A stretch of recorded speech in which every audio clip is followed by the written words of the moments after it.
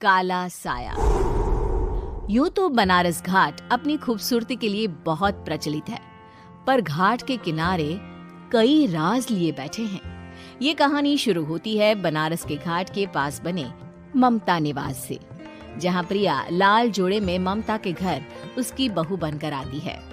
आओ आओ बहू, घर को अपने पैरों से पवित्र करो। ममता घर की दहलीज पार कर ही रही होती है कि अचानक एक बहुत गंदी सी बास पूरे घर में फैल जाती है।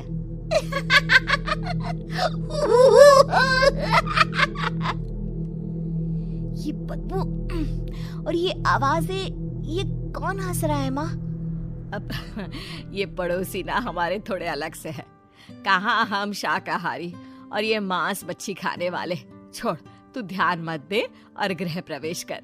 और हाँ बहू, अपनी सास की एक बात हमेशा याद रखना, इन पड़ोसियों से तो कभी बात नहीं करेगी। अच्छे लोग नहीं है ये। अपनी सास की ये बात मानेगी ना बेटा? हाँ माँ, जो आपकी मर्जी, मैं उनसे बात नहीं करूंगी। अगले दिन प्रिया अपनी पहली रसोई बनाने रसोई घर में जाती है। ये छोकी बात तो नाक में जा रही है। एक काम करती हूँ, खिड़की खोल देती हूँ। प्रिया खिड़की खोलने जाती है। इतने जाले, लगता है इस खिड़की को कभी खोला ही नहीं गया। पर ऐसा क्यों? ओह, नॉन वेज की स्मेल आती होगी ना। 2 मिनट के लिए खोल लेती हूँ, फिर बंद कर दूंगी।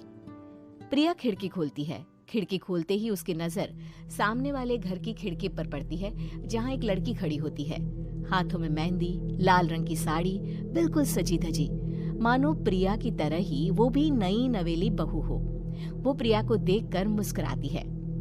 हे भगवान, माँ ने तो इनसे बात करने को मना किया था। प्रिया फौरन ही खिड़की बंद कर देती है और तवे पर चढ़े रोटी की ओर देखने लगती है, पर वहाँ रोटी न होकर मछली पड़ी होती है। ये क्या? पहली ही रसोई में इतनी बड़ी गलती! हे भगवान, अब मैं क्या करूं? प्रिया बहुत डर जाती है और फौरन रसोई की सफाई करने और फिर सभी के लिए खाना बनाने लग जाती है। जब वो सबको खाना परोसती है, सब तो ठीक है, मैं बेकार में चिंता कर रही थी। हे भगवान, ऐसे ही बस अपनी कृपा बनाए रखना। रात के वक्त जब सब सो रहे होते हैं, तब प्रिया को पायल की आवाज सुनाई देती है, जिससे उसकी आंख खुल जाती है। ये पायल की आवाज कहाँ से आ रही है? प्रिया उठकर उस आवाज के पीछे छत की सीढ़ियों तक जाती है। तभी उसे बच्चे के रोने की आवाज आती है। प्रिया छत पर जाती है तो क्या देखती है? वही लाल साड़ी वाली लड़की अपनी गोद में एक नवजात बच्चे को घुमा घुमा कर सुला रही है। तभी प्रिया की नजर उसके पेट पर पड़ती है। ओह गॉड, ये तो प्रेग्नेंट भी है। सुनिए, बच्चा सो नहीं रहा है क्या? मैं कुछ मदद करूं? नहीं नहीं, आपके घर वालों को अच्छा नहीं लगेगा, मैं संभाल लूंगी। स्नेहा की गोद से बच्चा हाथ मारकर प्रिया की गोद में आने को छटपटाने लगता है। दोनों घर अगल बगल में बने होने के कारण प्रिया उस बच्चे को गोद में ले लेती है। प्रिया के पास आते ही वो सो जाता है। बच्चे का वो स्पर्श रात भर प्रिया भूल नहीं पाती और अगली सुबह वो छत पर कपड़े सुखा रही होती है। तभी उसे एक औरत इशारा करके बुलाती है। स्नेहा कह रही थी बाबू तुम्हारी गोद में आते ही सो गया। मैं गौरी, स्नेहा की माँ हूँ। बहू, घर आना, बाबू को खिला भी लेना। शाम को जब घर पर कोई नहीं रहता, बच्चे से मिलने के लिए प्रिया छिपकर अपनी पड़ोसन के घर चली जाती है और कुछ देर बच्चे को खिलाकर वापस लौट आती है। इसके कुछ दिन बाद ही प्रिया को पता चलता है कि वो माँ बनने वाली है। ममता की खुशी का ठिकाना नहीं रहता।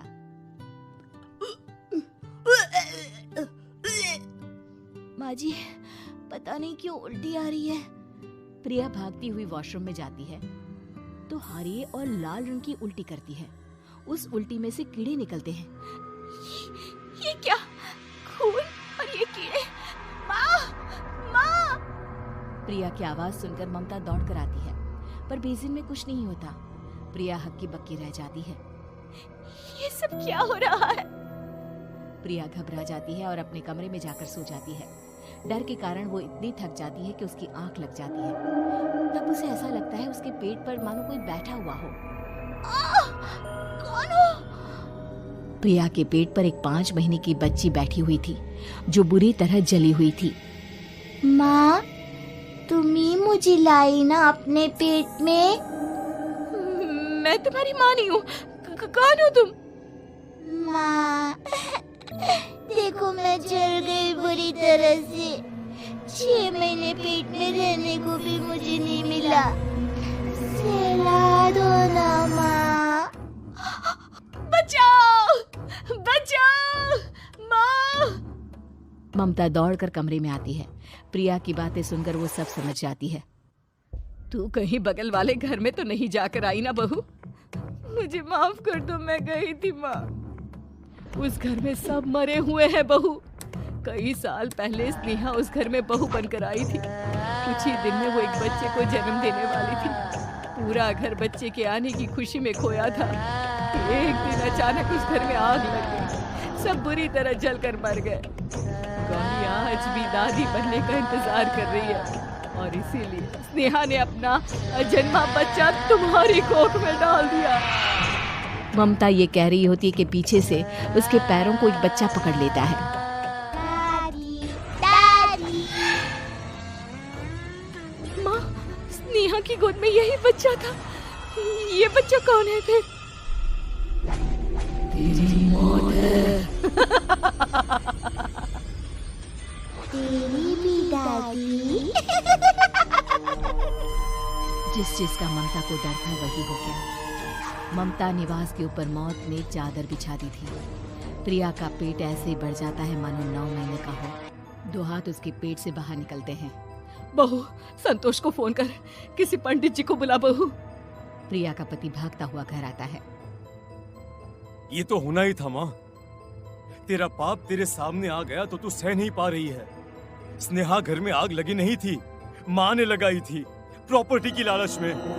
और वो बच्चा मेरी पहली पत्नी का बच्चा है, मेरा बेटा, जो कि उस आग की चपेट का शिकार हो गया था।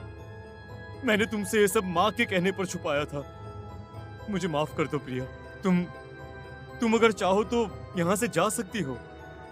मैं तुम्हें किसी भी बंधन में रखना नहीं चाहता। मेरी शादी हुई है आपसे, मैं आपको छोड़ नहीं सकती, पर उससे पहले हमें स्नेहा, उसकी माँ और बच्चे की आत्मा की शांति करवानी होगी। संतोष और ममता गौरी के घर जाते हैं।